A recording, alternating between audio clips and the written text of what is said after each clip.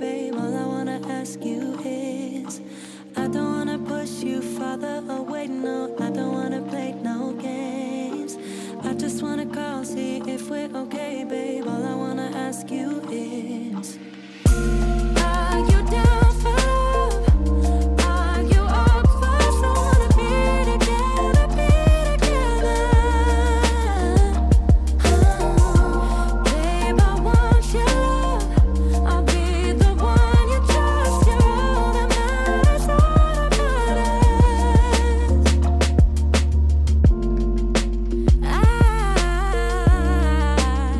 I got feelings about you.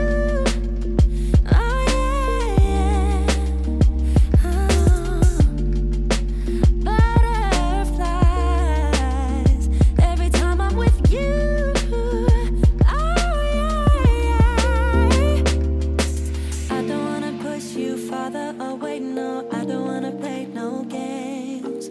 I just wanna call, see if we're okay, babe. All I wanna ask you is, I don't wanna push you farther away, no. I don't wanna play no games.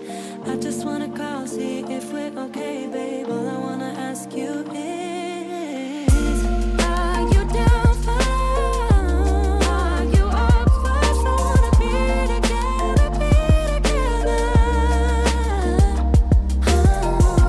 Babe, I want your love. I'll be the one you trust. You're all that matters, all that matters. Are you down for love? Are you up for someone to be together, be I wanna be Babe, I want your love.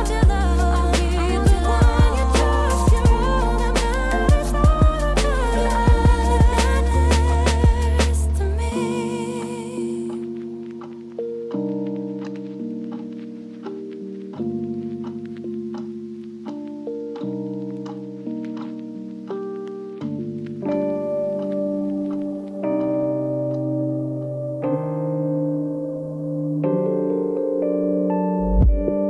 Issues, I know I got issues.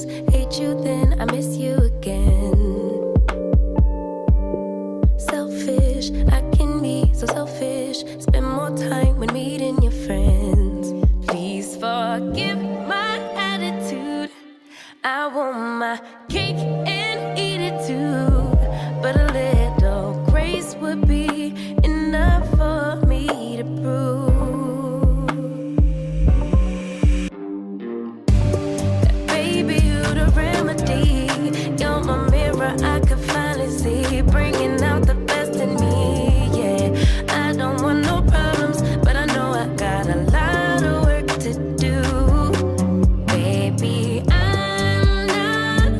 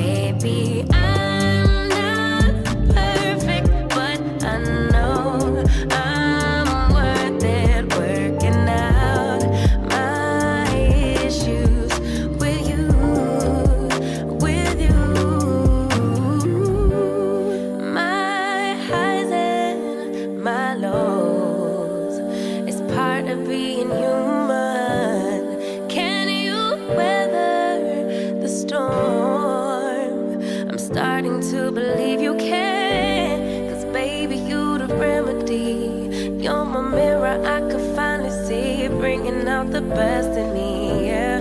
I don't want these problems, I know I got a lot of work to do. Baby, I'm not perfect, but I know I'm worth it, working out my issues with you, with you.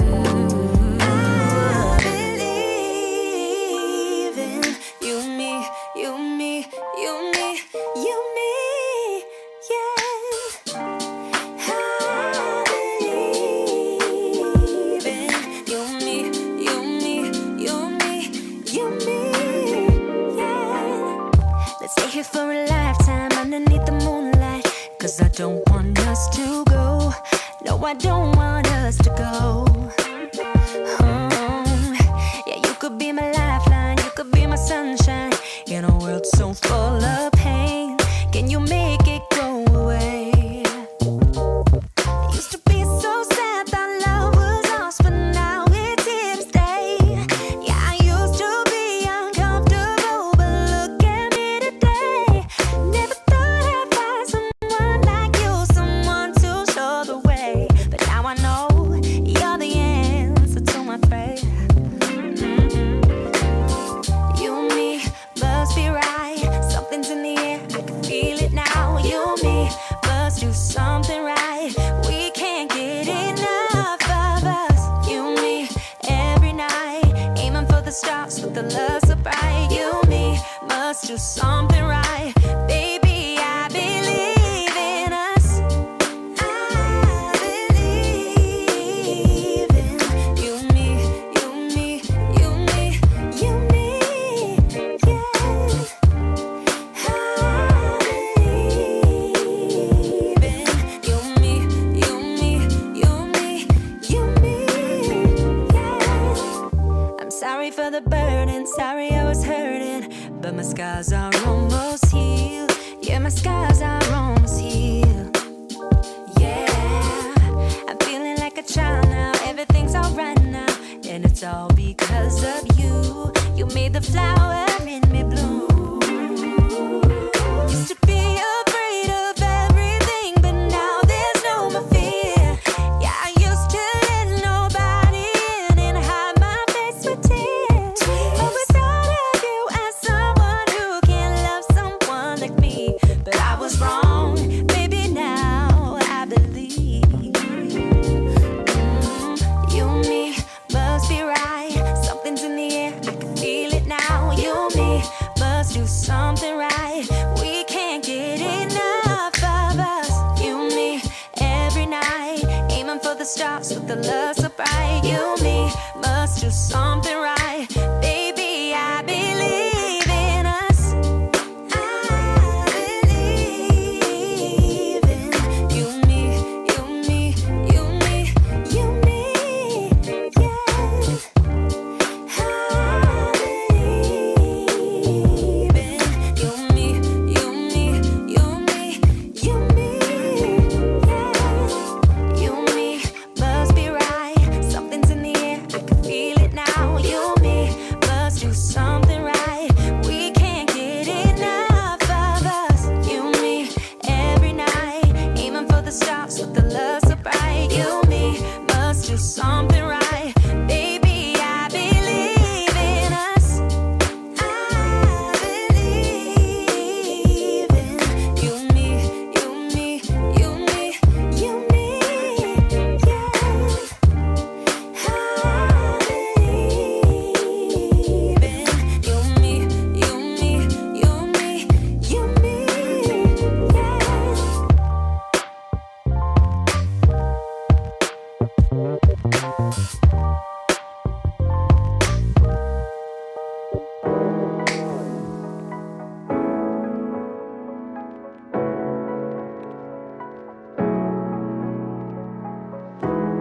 You know it's creeping up on me. This frostbite gets deep into my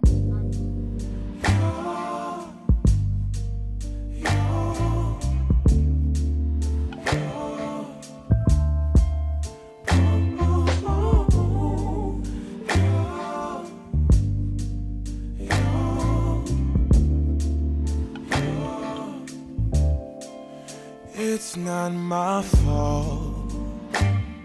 You've been lying, saying that I took away your peace. Drowning by yourself, now you wanna blame me. Like you have no options. I ain't take your options. Nah, I'm not the problem. Man, that's on you, yeah. You've been terrorizing me, yeah, I'm always wrong. I knew you lost your mind when you dropped that bomb. Girl, are you crazy? Yeah, you must be crazy. I've been thinking lately it's you. You stole your peace, put it on me, but baby, it's you. Lie like a rat, but take your stuff back, baby, it's you.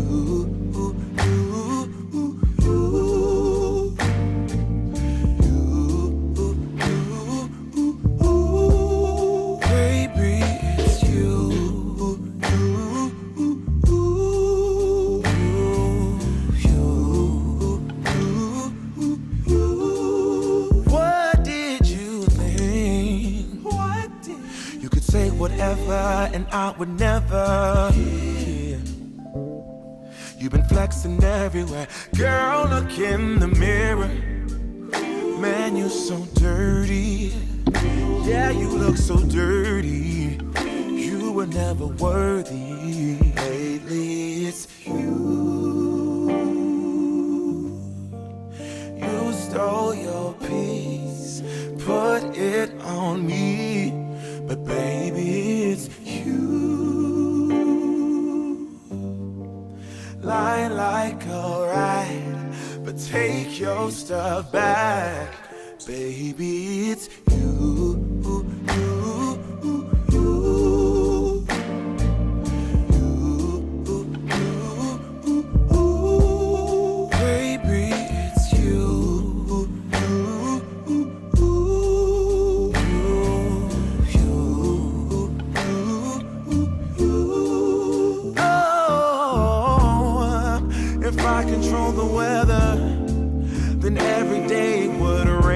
Your parade, shine, you can't chase, yeah. If I was Father Time, then I would change the day, so I never saw your face. Hey, please, what do I have to do to make you?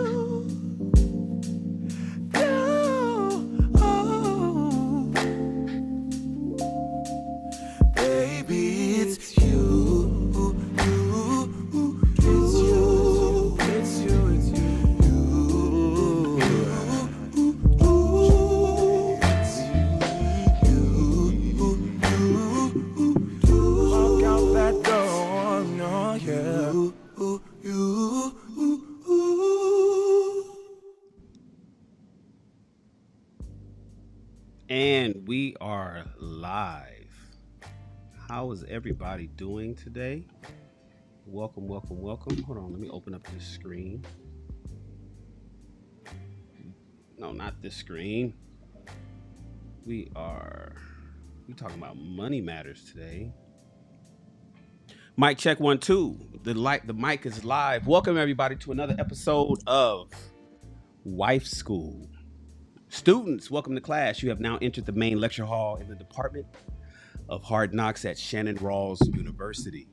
Please have a seat, take out a pen and paper, and prepare to take notes. There's a lot to learn tonight. My name is Professor Shannon, and I'd like to introduce to you my esteemed colleagues tonight.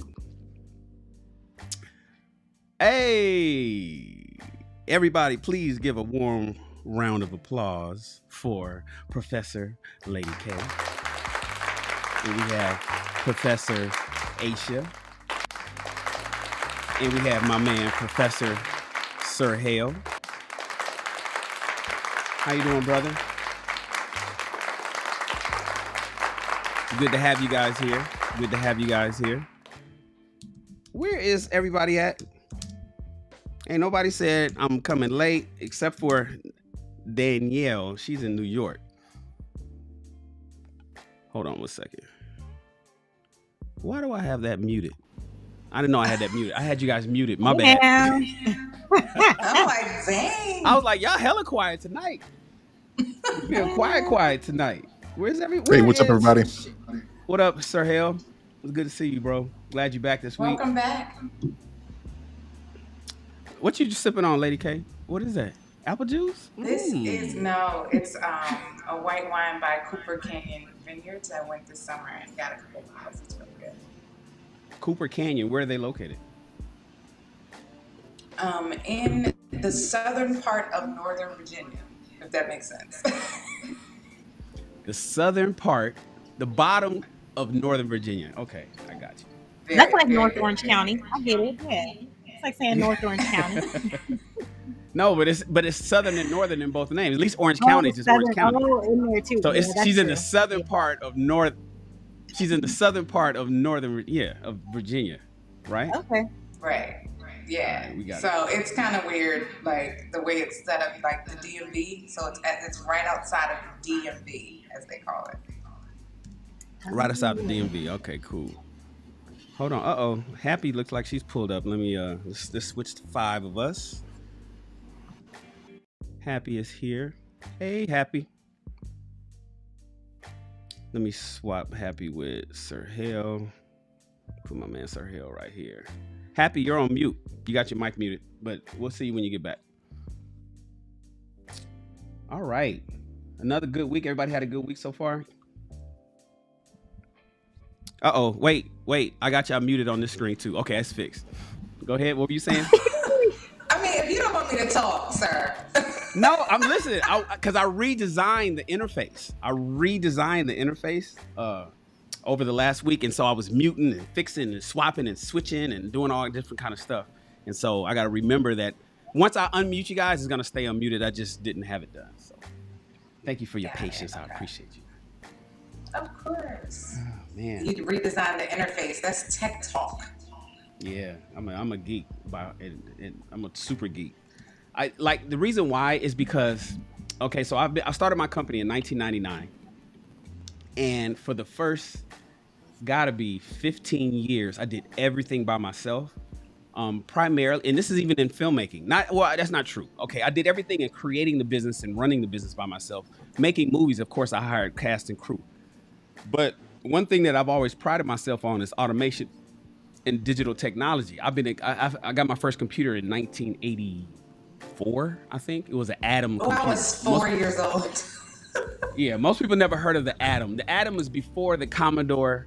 No, actually, it went Atom, then it went VIC-20, and then it went Commodore 64.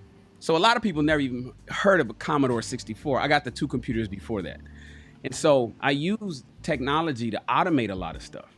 And so even now, when I finally started hiring staff about 8 years ago, and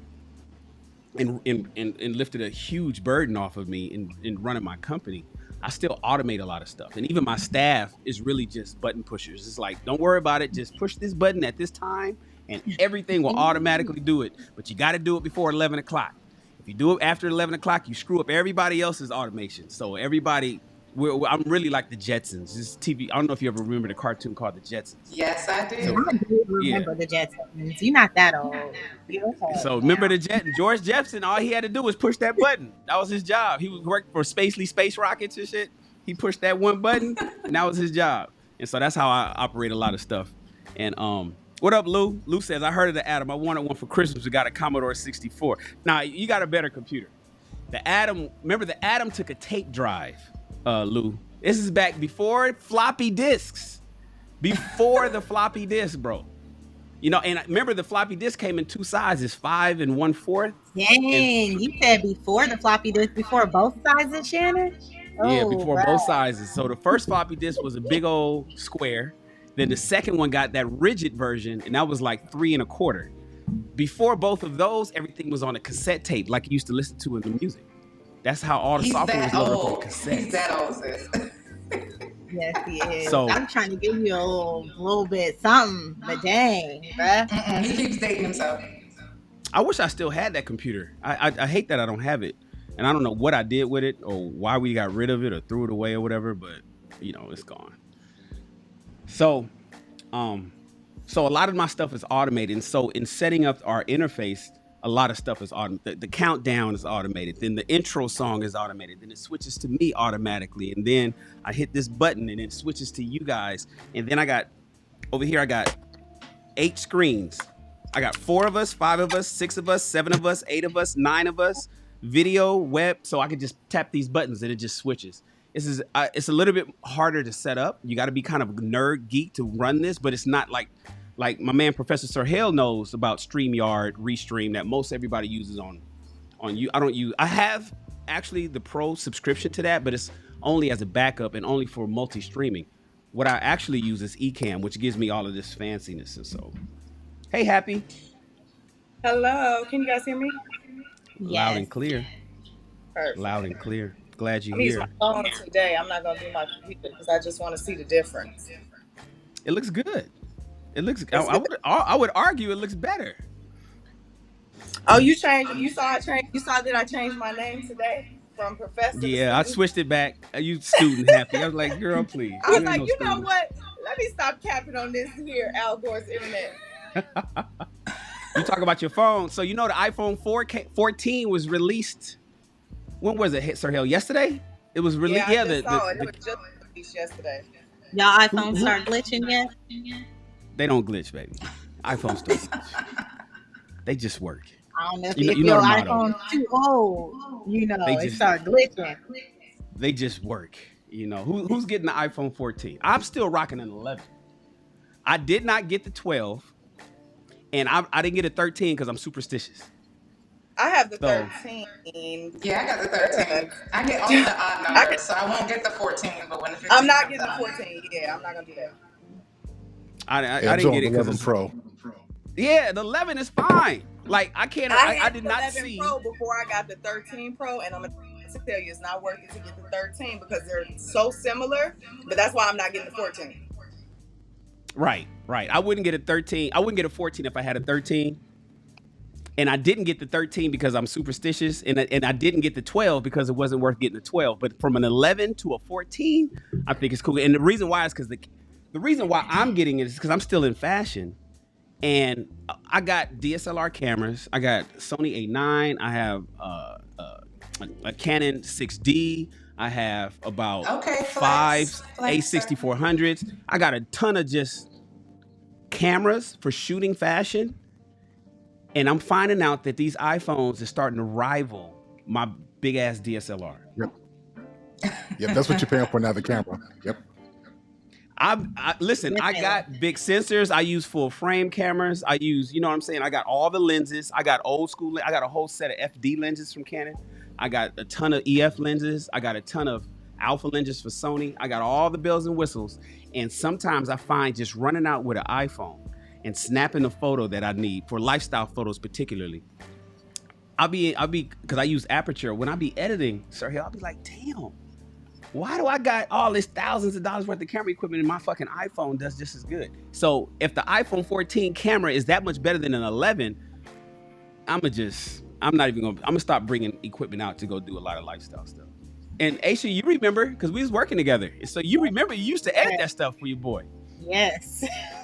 And yes, I was just telling another friend who's getting into just like podcasting and YouTubing that it's a really great investment to get an iPhone. Of course, I'll make my jokes. I'm not an iPhone advocate, but if you are on the, have an iPhone, it's such a better investment than buying a brand new camera, especially at this point. You're just going to get more bang for your buck and still have a useful device. So I believe in it, just not for me. Got it. Hold on one second. Let me move Professor Daniel here and then move Professor Sir Hale here. Wait, Is the countdown on right now? No, we live. The show is We live. is live. Why would y'all let me be walking around like this live? You know, because The sometimes show things starts at happen. You know, 5. busy lives, girl. You got to get things done anyways. You are absolutely correct. Okay, I'm sorry for walking around. I was out of line. I'm here now. Having some difficulties. Hold Hey on a second. Danielle. Hi, you guys. Hey, girl. There we Hey, go. welcome. Let's see. Make this smaller. Okay, now we looking great. Hey Danielle, how you doing? I'm good. I was rushing over here trying to get here on time. But You I'm you on good. that? How are you On guys? the, we're good. Everybody's good. How Hey, was your Danielle. You said you were running late from a shoot. How did the shoot go? I had to leave early. They was playing with my time. They you can't stay here till 10. I was like, no. And they were like, oh, well, you might as well leave now. And I was like, all right, bye. So I left. Wait, what did they ask you to do? What? They they knew they were running late, so they asked if I could stay till 10. Or they were running late. That's me. But Oh the yeah, shoot yeah, was yeah. supposed to end at 8. But since they were running late, they wanted me to stay till 10. And I was like, no, I told you I gotta be somewhere by 8. And they Oh were mad. wow. So they was They were disrespecting your mad. time. They were disrespecting my time. Like, make me feel bad that I can't stay late. And I'm just like, I got shit to do. If the roles were reversed, you would do the same thing to me. So funny. That's a bar. Hold on a second. Very true. This. There we go. All right. Yeah. No, listen, your time is so as a model and as a, coming from the film industry, I know how actors and actresses could be. Sometimes you got to let production know that, you're not just some throwaway individual, especially when they think that they could just replace you. So you said the production was what, 2 hours late? They were. I was waiting. I got there right at 3:30. I actually was there like 3:15. And they hadn't gotten there yet. And they were like, oh, well, we might not actually start till 6. And I was like, till 6? I was like, cool, as long as I end at 8. And they were like, nah, we're not going to end till at 8. We're going to end at 10. And I'm like, no. Nah, I can't stay till 10. And they was like, they were really making it seem like, how dare you? Like, we booked you for this gig, gave you this opportunity. Why not give us the last 2 hours? I'm like, what? I gave y'all my time. What do you mean? Well, but no, I'm like, listen, you that's hit smart. me up. Right. So. That's and they're gonna pay you for the time that you did go.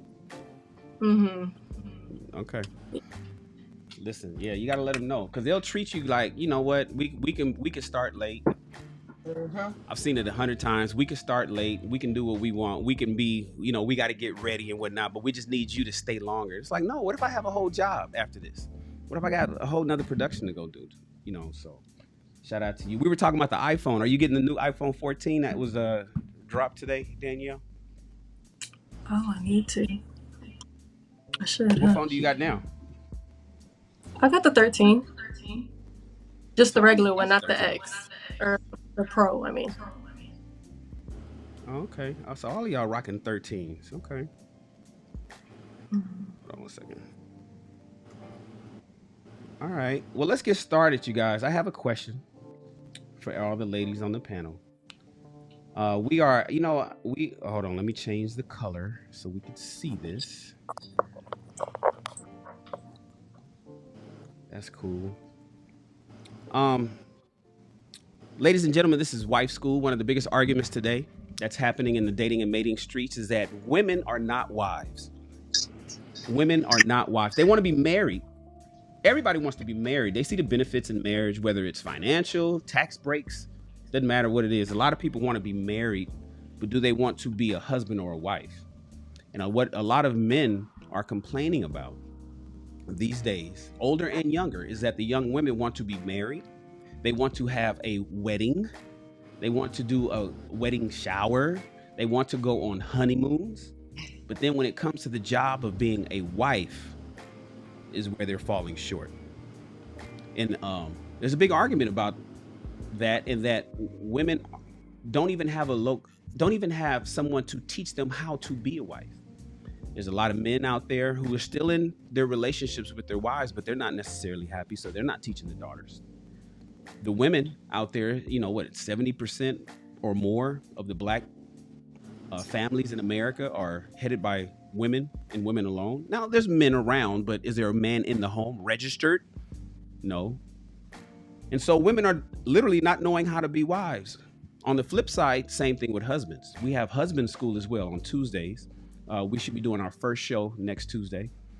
And so what wife school and respectively husband school. Wife school is a panel of 6 wonderful women from varying backgrounds, divorced, single, never married, currently married. We have older women who's been around the block and know a few things. We have younger women who are given the perspective of the younger generation. And then we have 2 brothers, myself and Professor Sir Hale, to give the male perspective. But this is a women's space to let women speak to other women who want to be married and want to be a wife, because they can get a little bit of game each week to teach them how to be what they want to be and end with success. On Tuesdays, we have husband school, and we have a panel of 6 brothers, same varying backgrounds. And those brothers have 2 women on the panel to give their sometimes opposing objective. So if you want to be married and you want to be a husband and not just married, please tap into husband school right here on the Shannon Rawls channel. And of course, welcome you guys to wife school. Question I have for you guys tonight is, what do you feel is the best banking arrangement for a wife? What do you think is the best banking arrangement? So many people say all of our money is our money. It's community money. You get married, we're all one. We're all one. Other people say, no, my money is my money and their money is their money. What do you guys feel? I want to hear your individual perspective as to what you think is the most ideal and the best and most successful. Here's what's important. You guys are teaching the young ladies the game. What is the most successful banking arrangement that a husband and wife can have in 2022 marriage situation? So I guess I'll jump in and start. I like that question. I think that there should be 3, at a minimum 3 accounts, a joint account between the 2 of them. And then each of them has their own account with a certain amount of money in it. I think dynamics will play a role if she is working and he is working versus he is the sole breadwinner and she's the stay-at-home mom. I think some of those dynamics will slightly shift my perspective, but just in general, I think there should be 3 accounts. One of the things that I loved about in my marriage is that my husband had his own account, so when he wanted to surprise me with gifts, I didn't know where he got it from, so there was a certain level of whimsy that was there. I also trusted him, so hey, you got your account, whatever you want to buy. He's a sneakerhead and a hoodie head, so I don't need you to ask my permission for that, if you will. There was a joint account that we paid all of the bills out of, and the joint account was just his account that I had access to.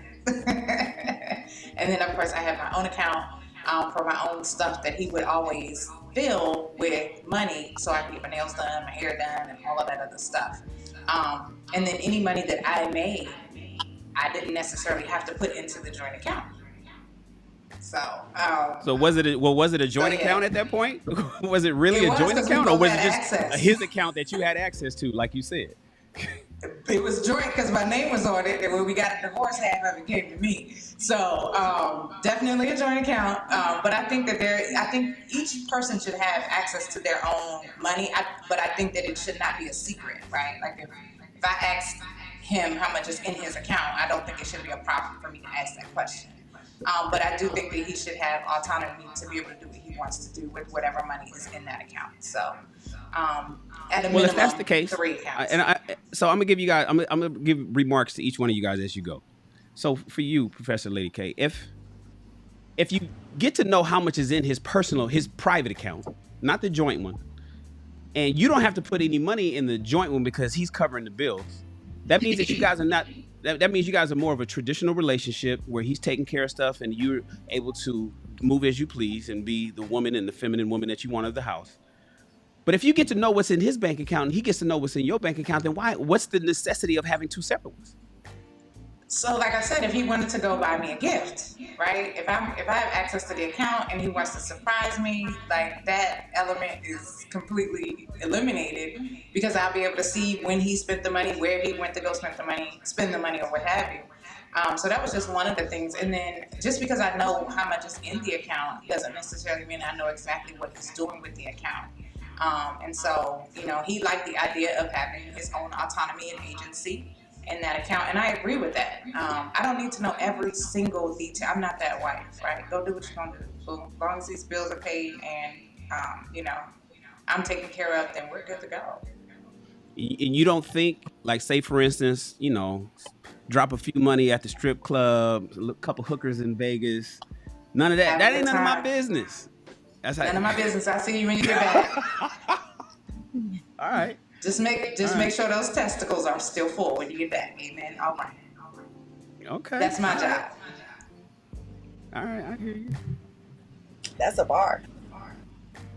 Yeah. I feel the same way. For us, it's all money in. So all money in goes to our joint account first. Because the goal is the goal is, is wealth, is like building it.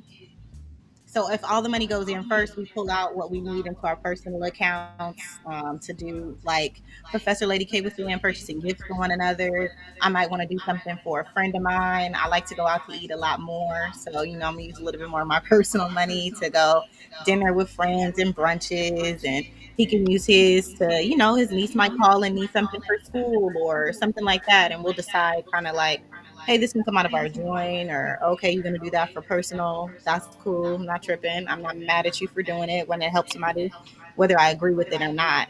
But yeah, we want to save as much as possible because we have goals that we're working towards. So our money in first and then we separate it later. I had to get to that. I had to learn that. I think that it's not an easy concept, and I think that there is no one blueprint for what works. You really do have to have a conversation about money and how you guys are going to choose to manage your money and what you're working towards. Because you really can't say, oh, we're both working towards a house, but when I get my paycheck, I'm spending all of my paycheck. We're only using your paycheck to pay the bills and save for the house. That makes no sense. We're not on the same page. So if you're both making money, I think you could both go towards whatever your goals are that you've discussed. That's just me. Okay, so here's the difference between you and Lady K that I picked up. You saying all money in, right? That's, for those that don't know, that's Nipsey Hussle's record label. All money in, and then you guys disperse essentially like an allowance to each other. Okay, so all money in this month or this week or paycheck periods or whatever into this master account, and then I need to get my my nails done. I need to go here. I need to get my Starbucks. He's like, I need to get my J's. I need to go get my cigar. And then you guys disperse from there. Whereas it sounds like, Lady K, you guys, all money went into each other's personal accounts, and then you fill the bill paying account with what's necessary to cover the expenses, correct? All his money went into the joint account. Then he pulled out what he needed to pull out. I pulled out what I wanted to pull out, and then that was it. So it was. You keep calling that a joint account. That don't sound joint to me. But okay. Let me ask Danielle. So for those that don't know, Danielle, she's our youngest panel member, and she's not married, and she's representing a huge generation of women who's curious about these things. And Danielle, because her ears to the street, and she knows a lot of women who are under 30 years old, and she knows a lot of women who have aspirations to get married. Danielle can give perspectives that from her own personal point of view, but also she's almost like a voice of a lot of the younger generation. Danielle, you haven't been married yet, but here's a question. What do you foresee the ideal banking situation for you and your future husband? That's crazy, because before Isha spoke, I was all for Kay was saying, but what To she the said kind real of makes world. sense. So but I definitely think there should be three accounts. But as far as I don't know how that would be divided. Because obviously it would make sense when you have a joint account, if you're working with your man for all the money from that business to be in that account. But if you're not working with him and y'all have a joint account, then I don't know what that would be like, how much money, we're both decided to put in. But Well, here I'll a give you a woman, scenario. I'll give you a okay, scenario, Danielle. So you're a model, and you're growing, and so now let's say, for instance, your day rate starts to increase, right? And you get to the point where you're bringing in, let's say, $15,000 a month in modeling fees, right? Traveling, doing different spreads. You're in Vogue magazine, Cosmopolitan. You're doing all this model stuff, right?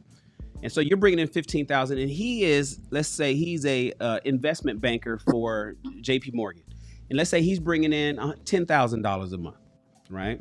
So you got 15,000, he got 10,000. He works. He got a 9 to 5 job. You're flying around, but you guys, you make time for family and whatnot. Do you anticipate all of your money and all of his money to do direct deposit, or whenever you get a check from the production company, to go into this joint account that you and your husband have access to? Both of you guys have an ATM card with your names on it. And then you take out what you want for the week, and he takes out what he wants for the week. Or do you feel that, and this is just your personal preference, do you feel, and speak for a lot of the younger, that all your money should be your money into your personal Chase account, and then all of his money is his money, and then you guys should just pay bills as necessary, and y'all money and everybody's separated? What feels best for you at age 24? I was about to make a joke. I think it should be 80-20, like an 80-20 rule. Like I put 80% of mine in my personal and 20% in his, but he puts his 80% in the joint and keeps the 20%. Yeah, but you make more money. You make more. Remember the scenario. You make 5. But I have more upkeep too, and stuff like hair, nails, and you say like traveling, where he just gets his check, and well, he might like stuff, I guess. But look it's at Sir just Hale. like Sir Hale's like bullshit. Sir Hale's like, I can't wait till y'all get to I me. have more upkeep, honey. Okay, these wigs are not gonna pay for themselves. Okay. But yeah, we just have to figure something out. I mean, I feel like it really depends on the circumstance. But yeah, as long as some money's going in there and we're good and we're not, complaining about whatever works. So you feel that your money should go to your account, his money should go to his account, and you guys pay bills together? I said that as a joke. But no, I mean that's what Lady K did. That's what we believe. Look, it was his is mine, and what's mine is mine. Okay. It definitely depends on the circumstance, especially if you have kids and stuff. I'd be like, I put more in my check definitely in our joint account, because I know both of us are paying for stuff for our kids too. So it's all about like perspective in the situation. It is. I can't give you that. I'm sorry. What do you think, Happy? I like what Aisha said. I like the all money in idea, and then the split. So 3 accounts, sure. There should be a joint account for the household bills, the budget, the family, excursion. Then there should be separate accounts for discretionary funds. You think? And I don't necessarily and because it's all money in first, I mean that you would know what the other person has, that account. Okay. And have you ever had to share a joint account with a guy before? No, I don't really like. I don't know, guys. It is a huge adjustment. I'm not even gonna lie. It's a huge adjustment, because I was like, wait, some of my frivolous spending you gonna know about? What? I have to reveal it all? Yeah. Oh my God. all them sports bras, Oh my God. all that workout stuff, all them Amazon coffee, all them Prime, lattes. baby. It's Christmas every day. Listen, his brunch goes up, okay? Listen. Clothes and shoes. and sunglasses and jackets. It's, honestly, I just don't want to talk about it, but the right person for me, he'll understand. Sure. Okay. Okay. Cheryl, what's the best scenario? Um, I want to say, my situation looks a lot like Professor Lady K's. Um, I was a stay-at-home mom for, over 10 years, about 10 years. And so, even though I had my own account, a lot of it was, reliant upon his income. And Okay. so I had my own income, but it was just more like play money, take care of, just random things that I wanted, things for the Target kids. runs. Mm-hmm. So, and then after I started working, it's remained the same for the most part. It's just, I still do the same thing, take care of a lot of bills on my own.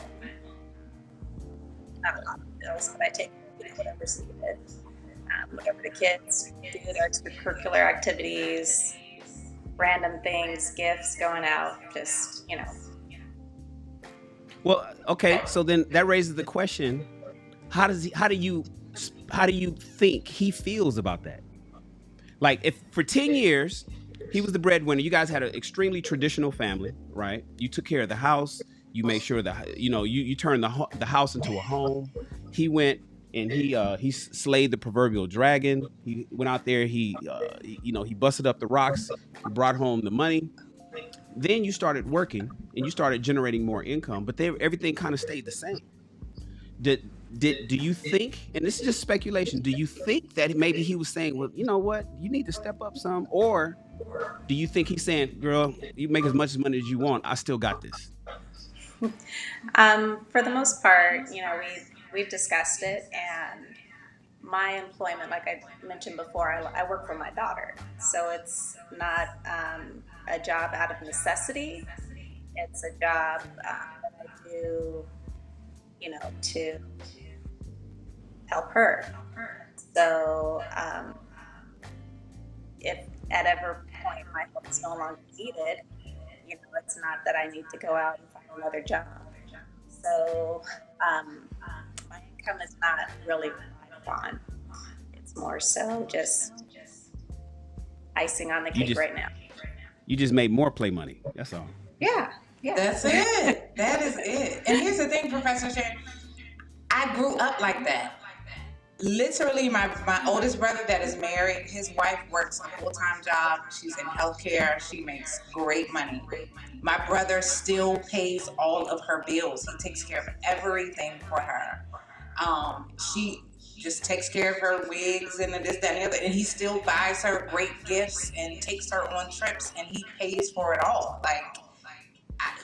We grew up that way. He saw my father doing the same thing, right? So my father took care of my mother. My mother made more money than my father, and he still took care of all of the bills, made sure that she was straight, still gave her money. And my father would just, he's a very simple man. He didn't require a lot. As long as he had enough money to get his couple 6-packs of beer over the weekend, gamble a little bit with his brothers, because he was the baby of 17, right? If he wanted to go to a basketball game or a football game here or there, he had enough to pay for the tickets. But at the end of the day, my dad would just put his money in the account, and my mom would give him an allowance. He really was that simple. He didn't really care too much about money. Money has never been his thing, but he's always been the person to take care of. So that's how I grew up. That's how my brothers are. Even my other brothers with their girlfriends. They take care of their girlfriends or their children's mom. So that's the paradigm that I come from. So even when my father talked to my ex-husband, that was the expectation of having my hand in marriage, that he would be able to take care of me. And if he was not able to do that, my father was not going to allow the wedding to happen. You mentioned something super important. Now, you got married at age 28. I did. But your father was still there to vet your husband and make sure that there were certain things that was going to be in place before he gave his thumbs up. 1000%. My father actually bought me a home. When I got pregnant with my son, he bought me a home and made sure that my son was well taken care of. He had a male figure in the house until his dad and I got married. And before we got married, my father had a sit down conversation with my ex husband to make sure that he had what was necessary to take care of me and his grandson. And before he gave his blessing for the marriage, my ex-husband had to show and prove that he could take care of me. So this is the ilk that I come from, right? So I don't know any other paradigm. No, that's dope. That's all. So one of my arguments that I make a lot is that if I ever I don't have any daughters. I have 2 sons, right? And I mentioned this on King Talk over at the Lapeef Network, a show that I'm on every Tuesday. And the question was something about, I forget what the question was, but I said essentially the way I think and what I believe is that daughters should be covered for their entire life. They should be covered by their father from birth until she gets married or until she dies, whichever comes first. That's just what I believe. So if I had a daughter, I wouldn't care if she was 18, 28, 38, or 48. She would be under my covering until I'm able to hand that off to another guy. And then with that guy, I'd have certain expectations. I'd have a conversation. I'd make sure certain things were in place that I felt comfortable enough to be able to say, okay, cool, you should be covered the entire time. Now, what's happening today is that a lot of fathers, mothers, families, modern day shit, they're just, the daughter hits 18 years old and it's like, all right, go out into the world. I hope you do well. Email me and send me some photos and let me know how things are going. And there's no covering there. And so now women are out there, left to their own devices to make decisions. What they're doing is they're ultimately making bad decisions in the men that they're choosing. They're marrying people that the father never met or don't know anything about. They're picking the guys, and then next thing you know, here comes poverty, baby mamaism, never amount to much of anything, all because the women are left uncovered these days. So shout out to your father, Professor Lady K. At least his philosophy is something that I share myself. Sir Hale, what do you think of what the ladies said in their varying situations when it comes to money? It's been a beautiful conversation. And what I've heard has been really great. But I think we all know the answer here. And that most women simply want to make sure that he brings his money and leave me alone with what I got to do. Now, I appreciate what Kay said because she added a level of transparency that I can appreciate. Let me go buy my wigs. I got this makeup. You make sure the household taken care of. And I appreciate that. And honestly, I think that's how most women want it. I think that's just factual. Now, is it working though? So now we can talk about wants. Now, what's working today? So I think for the majority of people that doesn't work unless people can live under their means. I think so many people live right at the tip of what they can afford, and it's a struggle, and they're struggling to keep up with the lifestyle instead of the necessity. So if people can live beneath their means, I think men can take care of their women, but it can't just be men providing the money, because a man can waste years of his life if his wife is a spender while he's trying to build and save. So he puts money in there, she's used to it being in there, and he has to work not to get ahead, but to sustain where they are right now, so that they'll never get ahead. So if a husband is going to be that provider and add his 80%, then the wife has to take that 80% and know how to scale in areas where some of that money is being saved, so that she can have some stuff to play with, and they are still moving ahead as a family. Got it. Like a boat with a hole Yeah. in it. He don't know nothing about it. Yeah, and in LA, people live way above their means, way above. And I think it doesn't work because women, I feel like men wouldn't mind, always paying for stuff. It's just women aren't doing what they need to do in the relationship. She's not being What do you his mean? piece. She's not resting in her femininity. She's not, the shoulder that he can cry on. She's not taking care of the kids. She's not compassionate. She's not understanding. She's not, submissive. So She's a headache. You saying I she's think a headache? that's The why. women, you saying women are She's a headaches these headache. days, Danielle? Women are Not headaches. all. Not all. Not all. Well, it's Not never. all, It's but a we lot know we're of them. intelligent enough to know it's not all. But is it enough that it's a conversation to have around? Absolutely. Lady K, do you Absolutely. believe that it's enough women that are headaches that it's enough to have a conversation about? I do believe so, but I believe that that is a result of environment and upbringing. Let me open that up. It's a result of how they were taught, how they were raised, and the lack of a father in the home, and how they saw their mothers interact with men. Um, you can't produce what you don't have in you. So a lot of these women are headaches. Not only that, but because a lot of these men allow them to be, right? Let's talk about pretty privilege. If you look a certain way, got a certain body, you can get away with certain things, right? That he's gonna put up with just because he likes the ability to have you on his arm and you look good and everybody's looking and gawking and they want you, right? So a lot of these women are allowed to be a headache.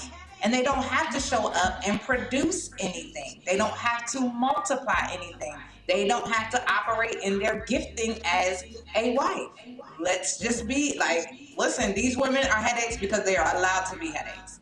But I guarantee you, if these men started to boss up on them, set some guidelines and some parameters, either they would stay and fall in line, or they leave and they will go latch on to the next person that could supply and fund their lifestyle. Or they just But yeah, we're talking buy a about dog and die alone, huh? Go ahead. Listen, get some cats. I'm just saying, but we're talking about adults here. So I mean, everybody goes through stuff. Everybody goes through traumas when they're younger. So we can't like use like, oh, I wasn't raised with a father, so I don't know how to treat men as an adult to not treat men right. You know, we need to go to therapy. We need to fix that. Like, I agree. I think it's a lot of men out here, you know, that give women passes because of pretty privilege or whatever. But women also, like, we need to start with us. If we know we're a problem, we need to take accountability and be like, yo, okay, he's putting up with it, but he shouldn't. You know, this isn't working for me. This isn't working for us. Like, yeah, you're detaining it, but it's toxic. So I need to work on me. You know, like it starts with us. And then Yeah, you know, men it will reminds me. step You know what that reminds me of, Danielle? That reminds me of the argument of some white people having for being a for being let's just say racist, right? You know, so what they say is, well, you know what? That's how I grew up like that. My parents hated black people. My mother hated black people. All I knew my entire childhood is to hate black people. So woe is me. What am I supposed to do? I don't know anything else. I don't know any. You know, black people was this and we were this and you know and nigga this and nigga that and that's how. And so I grew up just not liking you guys. So don't get mad at me for what I was taught. Whereas the response is, well, yeah, but what happened when you became an adult and start making your own decisions? Once you got old enough to realize right and wrong, were you able to separate from the ways that your parents taught you, even though they were bigots themselves? Did you continue the bigotry when you knew it was wrong? So what you're saying, Danielle, and I guess to Lady K's point, and I get what Lady K is saying. She's saying you can't produce what you don't have in you, but you got to mind, you know how to read. You know like in the movie K-Pax with Kevin Spacey, in there's this prolific scene where he was talking to the doctor and he said, you know, how do you because it was about an alien. He said, how do the people on your planet know the difference between right and wrong? And his response was, every living being in the universe knows the difference between right and wrong. You don't have to be taught right and wrong per se. So if women don't have these examples, and men too, you know, for being a man, but we're gonna leave that for husband school. When women are not given the examples that they need to have, do we get to excuse them and say, okay, well, she didn't know no better because she didn't have any good examples, but she's 27 years old now? What's the point of wife school then, Shan? I mean, to give them the information. We're here to help. You help Yeah, them. so that's what we're saying. It's not just based on how you educated. were raised. They It's have not just to be based on how you educated. were They raised. have to be You have informed, right? And a woman doesn't know she's a headache until a man tells her that she's a headache. But a lot of these men don't tell them they're headaches, and they just put up with it because she look good and she know how to do some things in the bedroom. No, How you feel about I think the women Sir are- Hale, how you feel I about that? You they're think not- men they are know what being they come complacent from. and quiet? I don't think men are being. Men may not be leaving because he got that pretty chick, but I think men complain pretty much across the board. It's like, God damn. Because after the sex, after he done hit it and he smashed it, but he's still around, he gonna complain that, you know, well, fuck, you're not gonna, I'm nigga hungry. I can't get a sandwich. I think sometimes men complain, but they don't necessarily complain to the woman. They can complain to their homeboy, some of their friends. Because I've had some of my guy friends tell me, like, dang, these girls are this, and that. And I'm like, dang, did you tell her? Like, you can't expect her to get better if you don't let her know. It's like they something. ain't gotta say it. It's the way they look at you after you do something. Like I can see it. Like, cause I used to be like that. Like, and sometimes I still am very toxic towards men. And I see how they respond in their face. And they don't have to say a word. And I'm just like, dang, I ain't need to do all that. Like, The What were you truth saying? is- Abby? I think emotional awareness. You got to have emotional awareness. It only is a problem if you're a headache, if you're not getting to your end goal. So if you are getting to your end goal, being a headache, cool. Most of the time, though, if you're being a headache, it's because you're stressed, you don't feel good, and you're projecting that outwardly. So the likelihood of you actually getting the result that you want in being a headache, it only matters if you have a problem with getting to where it is that you're trying to get to. So I don't think that women are just out here being headaches and ain't nobody telling them. I think that they just are not aware of how to control their emotions to get to their end goal. So I think that's a good point. This is the whole point of wife school. Awareness is Exactly. everything. If you don't have a mentor, if you've never had somebody to show you how to be in a successful relationship, maybe you don't know. Maybe you need that education. But in order to even get to that point, you have to have the emotional awareness to realize that maybe what you're not getting to the end result of what you want. If you being a headache, it's because you're stressed out. You don't want to be stressed out. Do you want peace? Is peace your goal? Is love and provision your goal? Then being a headache ain't gonna be what gets you there, peacefully, lovingly. I have to slightly disagree. So, what Kay said is actually true, and here's why. So, women are cultured one way from their fathers, and this is why I'm really big on daddies. Quit just raising your boys to take responsibility. Learn to tell your daughters how to respect a man that's responsible as well, so that she is a benefit to him as well. But women who are pretty and cute early on are cultured, and they get around dudes who might show a little attitude, but is never loud enough to be decisive because he afraid that he might not be able to clap them cheeks. And so a lot of men, if you're the first cute chick, he's gonna be lenient. There's some things he's not gonna say because you're the best thing he's had. But to Shannon's point, if he used to having dimes, and him telling you there's a problem is different. So I think it just depends on where the man is. If you're the 'Cause I was first gonna fine say, thing he has, he's not going to tell you that. And this goes to Danielle's point that this is where women, because a lot of men, we won't tell you, but we hope you get it. Like if we look at you a certain way, we hope that you register what we just did and don't let it happen the next time. We The give him only that problem with look, that Sir is Hale. never worked We give that him way. that look like That's facts. what? But it's not I've until had you some lay great down men the that had law to just and you tell me. open up your mouth and say something, or there are consequences to her not listening, that the change happens. But like Aisha said, Professor Aisha said, they will go talk to their boys. They're going to talk to their homies. Did she get on my nerves? Yada, yada, yada. The reason why they're not going to say anything is because they know that if they come at her the wrong way, either she's walking away, she's going to put the yams on lockdown, and you ain't going to get none. Like, they don't necessarily want to deal with the consequences that come as a result of that. The reason why I'm speaking from experience, not only personal experience, but also from women that I know, right? I know a lot of pretty women that are dating ballers, and they are headaches. And these men say that they don't like it, but they put up with it, they deal with it. And then let me just say this, because I used to be the headache. Now I'm the peace, and I've been told I'm boring. Because I'm too peaceful. Because they want the headache. Come on, y'all. All right, well, real That's quick, we want real. to shift. We want to shift because we be talking. It's already an hour. And we only on topic one. We got 3 every show. You always So have really good topics, Shan. So I we got can I got a never. hard out. We got a hard out today. But here I want to ask you guys a question before we leave this topic. Before we leave this one, Tyrese just got Tyrese just his divorce was just finalized, and she got no money. She got no alimony. She got no spousal support whatsoever. Um, and she received $10,000 a month in child support. Right now, he was supposed to only pay her, according to the Georgia calculator, only supposed to pay her $2,350 a month in child support. That's a little. That's what Chris Brown is about paying for his oldest daughter, because he put himself on child support in Texas before she could hit him in California.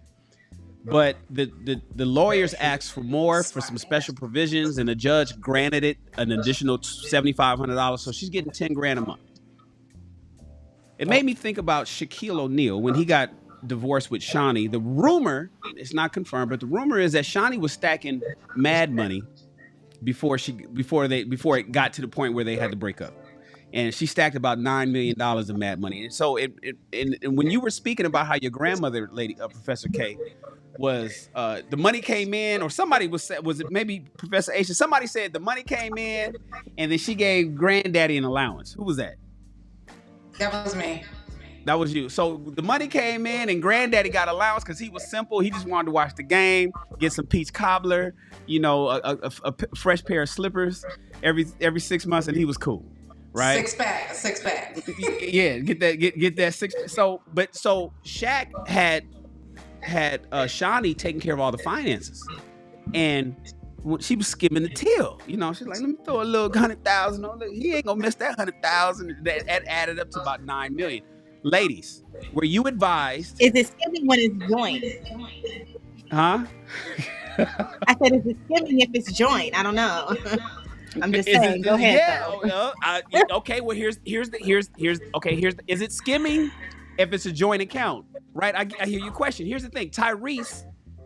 And one of the reasons why the judge probably granted her the additional $7,500 a month is because when Tyrese was married for that 2.5 years, he was giving her $10,000 a month allowance.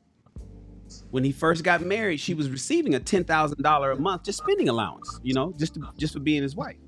So my question to you ladies is, were you ever advised by any family member, typically grandma, that you should have some mad money, as they call it?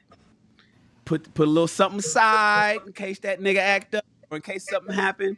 Do you? And I'm not gonna push this on Cheryl and Professor Aisha because they're both currently married and their husbands might be watching and he don't know. But ladies, have you been advised? Ladies, have you been advised, and do you believe in mad money? Let's just take it from the top and go across. Go ahead, Professor K. I do want to say one thing though, real quick. Go ahead. What I was going to say is, does that advice come from a woman who's in a place that you want to be in? So that's what I say. I always look at so you're telling me take some money from the side, do this and that, but are you divorced? Are you happily married still? Are you the wife that I aspire to be? Are you building the family that I aspire to have? Because, all advice ain't good advice. And, whether that's good advice or it's not good advice, you have to look at the source. And I think sometimes we take advice. Well, my grandma said, take a little money off the side. Well, your grandma was unhappy. Your grandma got left by grandpa because he was a Rolling Stone and he was outside in the streets doing everything else, and you got left with nothing. And while I understand maybe it would have been beneficial for you to put some money to the side, grandpa didn't skimp out on his responsibilities as a father. So why would I take some money off the side? Did that work for you? Okay, well, Professor Aisha, go ahead and answer the question. Were you advised to stack up a little bit of mad money? And do you? I do not. I do not. But we do have separate accounts. So if I'm able to save my money a little bit better, he's not worried about it. And if he's able to save his money a little bit better, because I told you our money in first, then we get our money to the side. So if I'm saving this money that we're pulling out of the account as our allowance monthly, then that's not a big deal. That's probably the same thing as what they meant, put some money to the side, because back then it was one account. There wasn't 3 accounts. And so I think that advice is outdated. And I wasn't necessarily giving that advice, but I also wasn't giving too much advice from any successfully married women before I got married. Oh, that's a bar. Okay. Lady K? So I was advised to put away some mad money. It wasn't called mad money. It was called a relocation account in case I ever had to relocate. And so I told you I had very conflicting advice growing up. My grandmother was all things domestic. You know, love your husband. It don't matter what he do. That's your man. Keep your man. His behavior doesn't dictate your behavior, right? But then my mama was like, get your own. Always have your own. Don't ever depend on no man. Da da da da da. So I fused the two of those together. And I had a separate relocation account that I stacked the money. But when we fell on hard times, I had accessed that account, right?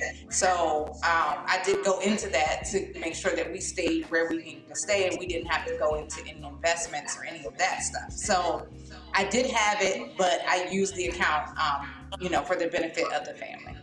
And he didn't know about it? Not initially, no. He didn't know about that 4th account, huh? Okay. Professor Happy? Baby. Professor Happy?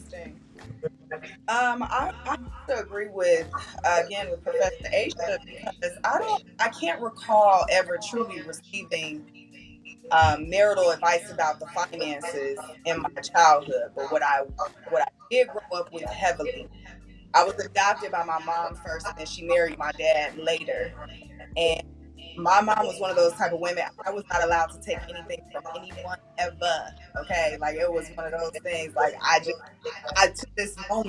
this very moment, I do not know how to receive in the way I'm learning how to receive, because it was so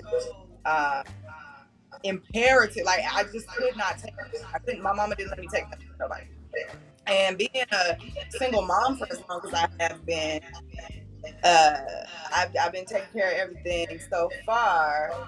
So I have a hard time. That's why when we asked the question earlier, I never shared an account with a man. So I got a hard time talking about my finances with men, because I control everything over here. I have also a hard time believing that I would always put everything into, like, all my eggs in one basket. But also the idea of one account is outdated. So I'm sure if I have my separate account and you have the joint account, I think that's the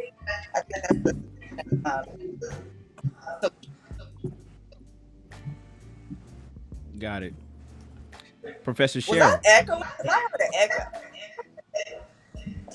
I hear it too. Yeah. It's because you're on that phone. Like the computers are always better than the phone. It's a good look, but the audio sucks on these iPhones. Yeah, I'm gonna stick with the computer next time. Professor Cheryl, what do you think about? Have you ever been advised about mad money?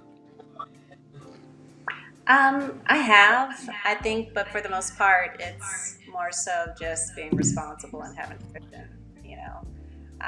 There's going to be some things that maybe I don't want to have to go to him to, confer about. Maybe there's a purchase that I want to make that, I just want to make it on my own.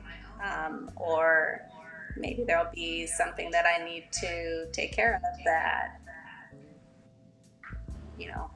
cushion will help out with.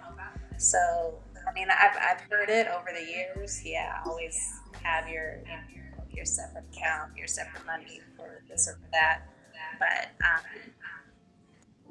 in a sense, I think just the cushion, just for the rainy day, is more so what I have been more apt to do. All right. Professor Danielle? Yeah, I grew up in a Christian household, so I guess my parents did tell me to save money, but I wouldn't call it mad money, save money, but it was also tithe and offering and save and spend. And even when ever so often it was like it was give some to the church. It was 24. It was like give some to the church, good Samaritan thing, and give some away, or give some to the church, give it to God, and then be a good Samaritan, give some to a stranger on the street, and then save and then spend. So, yeah, I was definitely told it. Yeah, but it was just split into those four different categories. Do you think that it was good advice, and do you think it's something that you'll probably adopt yourself? Like, you know what? I got this little credit union over here, this little personal checking credit union over here, and I just drop, 1,000 here, 1,000 there, and over the years it's just been building and building. He don't know nothing about it. I don't even have the statements. Don't come here. I don't get my email address is different. That's an old Hotmail address that goes to. He don't know nothing about it. Is that something that you think that you would probably adopt yourself? Yeah, because I realized Professor Lady K laughing because she knows. Y'all. She know every about time that I gave Hotmail. that money away, every time I saved, every time I gave some money away, there was always a blessing that came after that for me. And I think about it, so I definitely want to adapt that to my own thing I do, and pass it on to my kids too, because it's definitely something you want to do if you want to stay blessed in life. But I'm saying, good karma. would you save money outside of your husband that he doesn't know anything about? Oh, She's trying to tell you that's a lie. It's a lie. Not trying to lie. I get the blessings. I understand karma and law of reciprocity. I'm asking, would you save a stash of money in your bra that your husband knows nothing about? That's tough. I don't know. I want to say yes and no. Yes, Don't mean to yes. put you on the spot. Because it's a yes, but the no is you don't want it to be deceitful. Is that what it is? It's Right. like yes, because I But need it my is little extra deceitful. something, We got to call it what But I'm it not is. trying to be deceitful by like hiding No. money from you. So you want to say no because it's like, dang, I'm not trying to hide it, bruh. Remember that movie? I mean, That's why Lady Jump in the Broom, Shannon, Which movie? What'd you say, Happy? with Paula Patton. I said that's why solution works. Yours goes And at to the ours end, and she ours had goes money to saved that the husband didn't know, and it saved them from being in debt. No, I don't. I don't I remember did. why. Stuff like Was that. I that a remember Tyler that Perry movie? I concept. probably didn't. I don't Yeah. Remember that? So it's like Just that's a why I'm movie. like yes and no, and the deceitfulness, but it can literally save y'all marriage. It can literally save y'all marriage. Sir Hale said that's just the movies. That's Hollywood. He said that would not save your marriage. If you come in with the money and save your house, that would not Lou save your said you marriage. would Your be husband be sewing looking at into you your- like, you know that That happens struggle. though. Does that not happen? Is it just a movie? Nah, I might girl. be. It's just a movie. But there's some Like, perspective. Because I liken the Mad Money to a prenup, right? So if you sign a prenup, are you like, sewing No, into because there's your no divorce? secrecy in a prenup. There's no secrecy. You gotta understand Exactly. something. It's Mad not money hidden. is A prenup is up front. You're talking exactly. about what is prenup going to is a happen and what contract is that you not guys going to happen. sign. Mad money is a secret that he does not know about. That you But ladies what happens stash. if I use that money to buy him a brand new car? He's been looking at this Maserati. He I've been might saving be up mad. this money. Okay, guy, it depends on how much money he already makes. Because a guy like me, you buy me a Mozzie with your mad money, I'm gonna be wondering where you got the bread from. Okay. I ain't gonna be like, I've been oh my saving. God, We've honey, been together thank you 20 for this years. Maserati. I ain't gonna be like, oh, I've been wanting my dream That's car. the You one. bought it. I'm like, what the fuck? Wait, where you get So, 180,000 from? Shannon, you think before every marriage there should be a prenup? Oh, every marriage Oh, should that's have a prenup. Hey, but That's before we protects answer men that and question, women. you guys mind if I ahead, add some Sir perspective on the last one?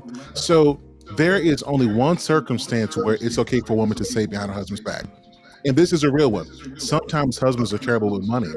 So if he spends too much or he's irresponsible, that is the single only time that a wife is actually responsible if you save money behind his back, because that's going to ultimately help your marriage out. That's the only time. Other than that, quit skimming off the top of that. You thieving. You thieving from I'm your a own skimmer. household. I'm a skimmer. And Your they having husband should know. they having trouble And answering, Sir Hale. yep, They having yep, trouble answering. They're like, yep. that's tough.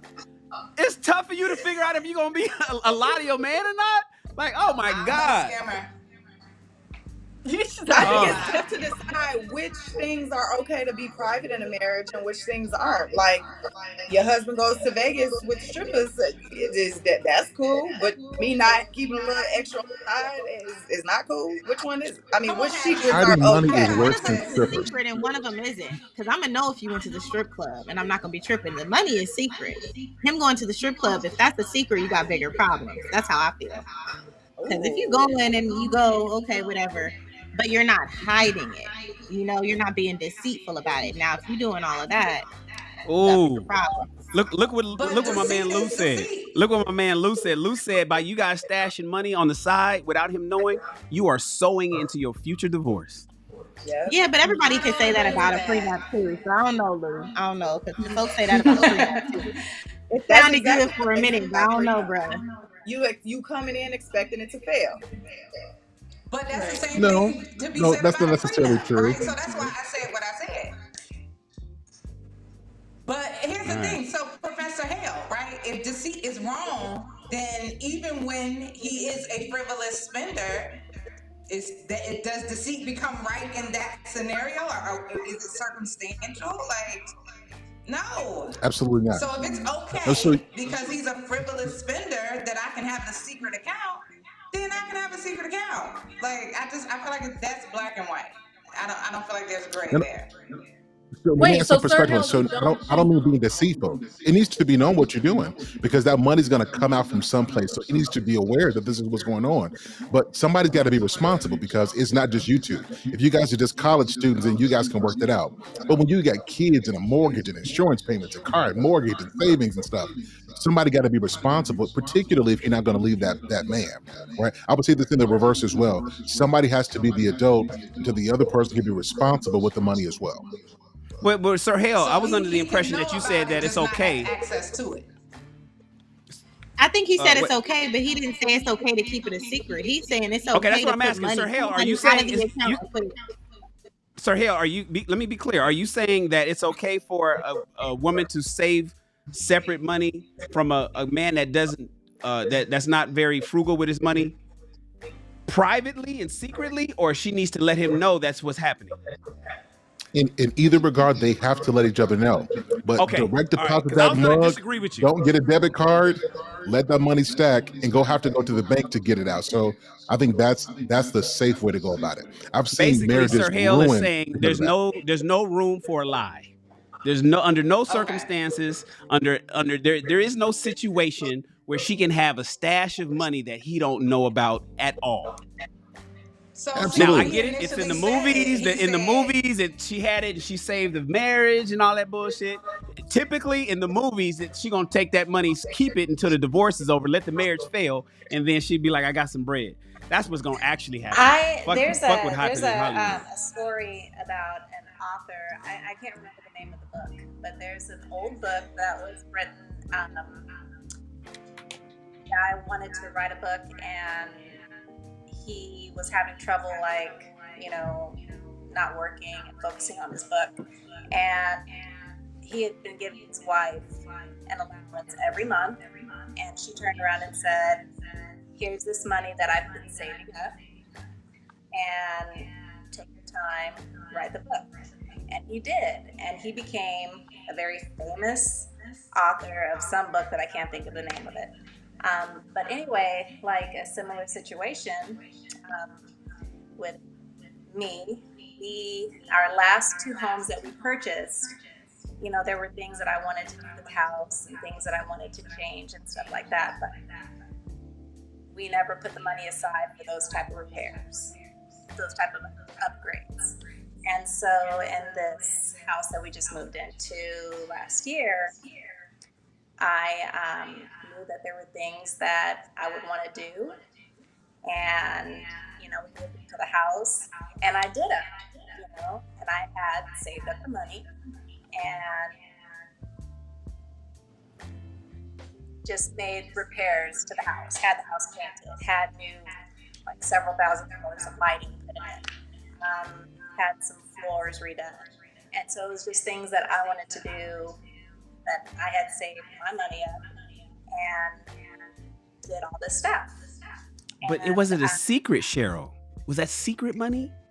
Or is that him? Was that just your money and he know that you got it, but and it's none of his, and he don't really care, and it's none of his business? He probably didn't know how much money I had, but it was money that something that I wanted to do, and knowing how we've done things before, I just wanted to make it a priority for myself, and I did it. And so, as long as it's not done in a sense where like I'm hiding this as mad money or my runaway money or whatever the case may be, I don't see a problem with it. I just think that that's just me being a responsible saver or something of that nature. Yeah, He went back into your home. That was I'm awesome. a responsible saver. I have a problem with the word allowance. Like, I'm just like, how? I used to get allowances when I was younger. It took me 6 months to get into the my allowance. husband, you giving me an allowance? Just give me the money when I need it. And when I was like, also, like I said, I got an allowance when I was younger, but I also got money just for doing good shit around the house because I deserve it. Like, I would get straight A's, I get money. If I vacuumed the house, I would get money. Like, and your wife, I feel like you deserve the money. Just give me the money when I need it, and I'll give you the money when you need it. Like, allowance is just crazy to me. See, so one thing that women get caught up on, you guys get caught up on, you guys get your emotions caught up on semantics. And you don't like, there's certain terms that you guys don't like. You guys don't like the term submissive. You don't like the term allowance. You don't like the term, training. You know what though, Shannon? I think the reason why is because there's only ever been a negative connotation associated with those things, or we only have a one-track mind or one-track understanding of these words. And so I'm really big on, well, what's the definition? Because let's talk about it. I will say that in the middle of any conversation. Well, what's the definition? Because I feel like we're going back and forth about our personal experience, but we're not really looking at the word for a definition. That's what I was saying. I had a problem with the word allowance too. I was like, allowance? What? So you gonna allow something and you're not gonna allow something else? But my husband really made it clear to me, like, no, allowance is saying we're allowing ourselves to take this money away from our household and use it for our personal needs. That's what we're allowing ourselves to do. Ooh, see, I like how you spent. That was slick. It made a difference. Where your husband at? Tell him to cam up. Where your husband to cam up real quick. Tell him to cam up. We're allowing ourselves to take money away from our household. Yeah. So suddenly it becomes palatable. Suddenly that you could swallow that, right? Exactly. But when allowance sounds like, here you go, baby. Oh, there's a bigger goal. When it sounds like he peeling off a couple, here you go. Here you go, baby. But the allowance, when you get to the allowance, it's not usually for the household. It's for your personal stuff like hair. No, but it's coming from the house. We discussed what each of our allowances would be. He gets one and I get one. Let's discuss it. Now his look a little different than mine because I do have a few extra needs. So, I was like, well, I go and get my nails done and I go and get this. I did have those arguments. So that allowed for me to put a little extra money into my personal account every month. And for him, he's like, well, I don't need all of that. So I'm going to take a little less. It allowed for him to take a little bit less because he'd rather most of the money go to the household and to our savings. And so based on that, all of our decisions surrounding allowances and things like that are joint conversations, even down to how much we put in our savings this month. So are we going with 1,000? We going with 5,000 this month? Like, okay, let's move it today. So we have all the conversations, but the words are based on our experiences with them. But yeah, it's a problem, girl. It's not easy. It's not easy to palate. I just think in my head, like, and I love that you said that. Oh, go ahead. I've been talking a lot. Go ahead. Okay, I was saying I love that Professor Aisha said that, right? Because we do have, I think definitions of certain words are subjective, right? I had an entire room on Clubhouse last night talking about submission, right? And the fact that a lot of men want women to submit, but they don't have a program for her to submit to, right? Because I firmly believe that there's safety and security in submission. I think submission is sexy as hell. I think it's a superpower that we as women have, and that if we operate in submission, there's a certain je ne sais quoi that we kind of have and kind of have over our husbands when we can learn how to operate there. But submission, there's a level of authority that a man has that also comes with the responsibility. And so again, in discussing submission, if you're not willing to take the responsibility that comes with the authority, then you don't get the submission. But I think that a conversation needs to be had about that, because some people think submission means subservience, or I'm literally just at your beck and call. And that's not necessarily what submission means to everybody. And so I can, oh, look at the looks on y'all faces, honey, baby. There is a mission. All right. Listen. We're running out of time, you guys, because I got to do a hard out. I have a question for you. So that's great. We can talk. We may have to reschedule this show because I've been wanting to talk to y'all for 3-4 hours. Okay, here's a question for you guys, real quick. All right. Where we at? Boom. Well, ladies, how do you feel? And just give me a quick answer. How do you resolve financial conflicts? Say, for instance, you want to buy something, but he doesn't want. No, I'm sorry. He wants to buy something, but you don't. I'm gonna change that. He wants to buy something, but you don't want to buy it. What do you think is the best way to resolve a financial conflict between a wife and her husband? I believe you generate more income. I don't believe that money should really truly be an issue. That's why I've been kind of quiet this whole conversation. I don't believe that money should ever be something in any relationship that kills it. You know, like if there is something that you want that you don't have, you figure out a way to get it. It's very, to me, that's how, the way that I live my life. I don't necessarily believe in defining myself or limiting myself based on what's in the bank account.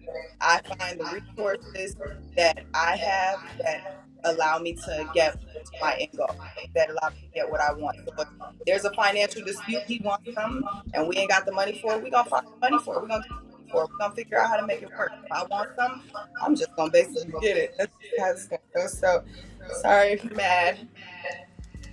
Okay. Professor Lady K? I think that a conversation needs to be had about the purchase. And at the end of the day, he's my husband. 10 times out of 10, I'm in a hypergamous relationship. He's the breadwinner. I am going to voice my opinion, but ultimately the final decision will rest on him. It's money. It's not that big a deal. Like Professor Happy said, more money can be made. We can generate more revenue. And so as long as it's not something that is going to like make us homeless, right, or completely wipe us out, you know, I think that I would be amenable to him making the final decision.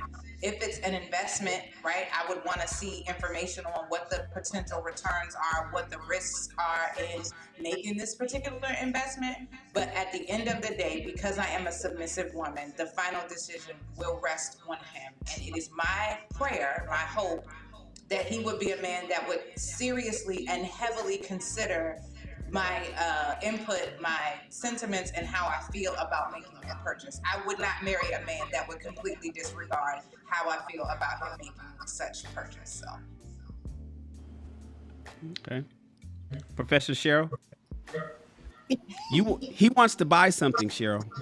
Your husband lets you know that he wants to buy something, but you don't want that. You don't want that for the family. You don't want that for him. You don't want that for the kids. You don't want that for yourself.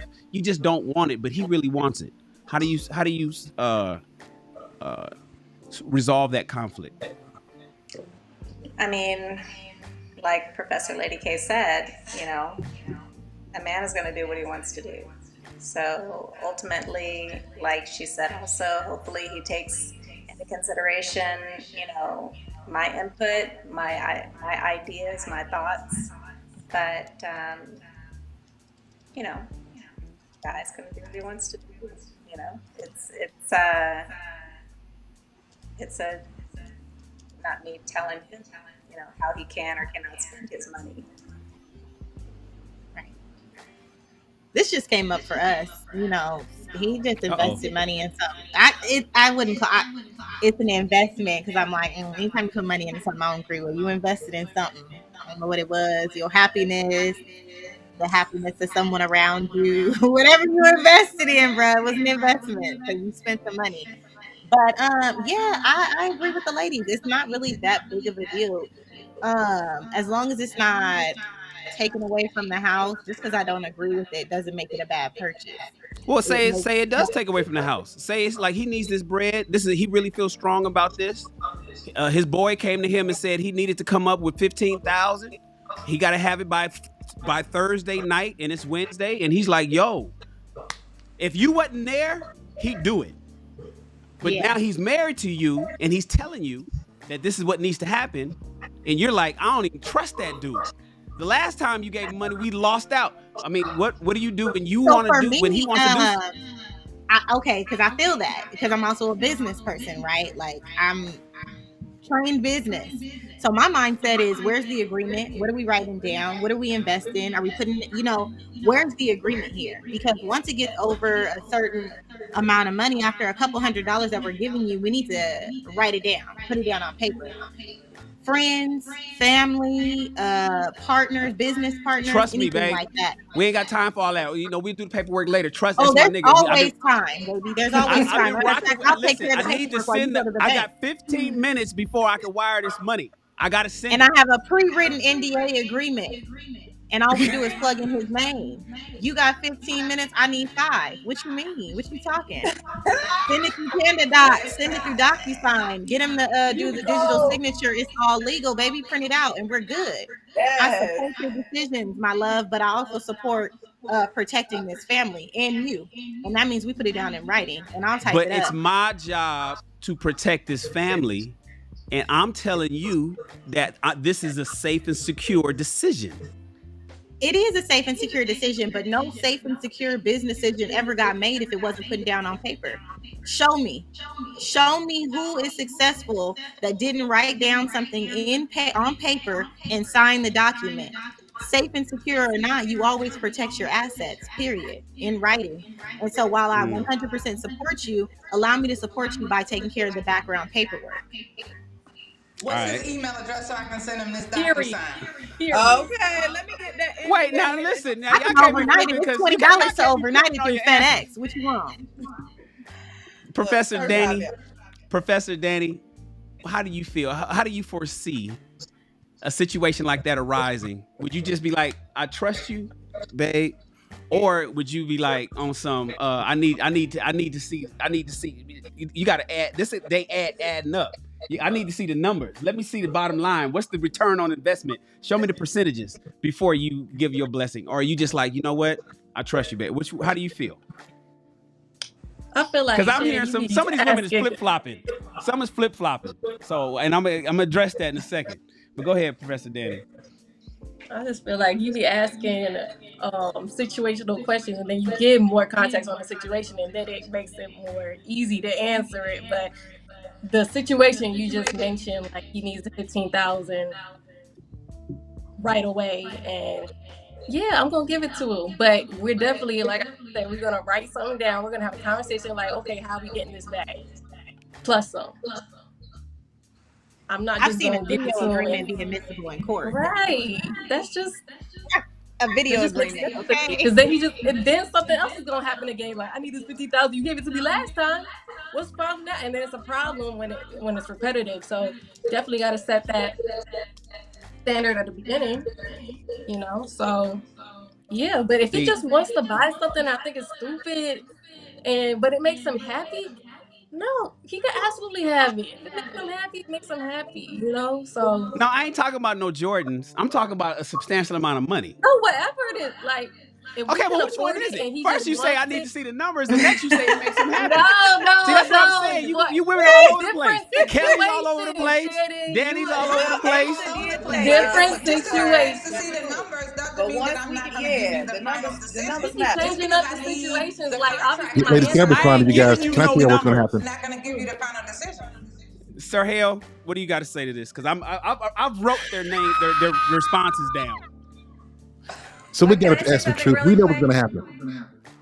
We know what's going to happen. If the ladies allow him to spend $15,000, it's going to be cool. But when she wants to spend something, she gonna tell him, "You better not say nothing when I want to spend my money." So this ain't free, right? She gonna remember this and gonna use this as ammunition to do what she want to do down the line. Because you best believe I'm taking notes. Absolutely. I'm taking notes. Girl I'm said, writing dates down, times, You are locations, absolutely correct. amounts. No, Happy, you flipping too? I ain't Happy. flipped nothing. I said money is really not.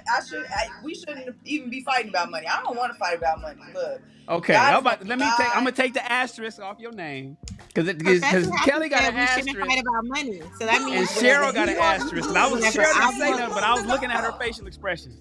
Now, No, protect I'm the saying, first. for So, instance, we gon- we if got it's- our last house. We moved into our last house, and you know, he really wanted to buy. He really wanted to get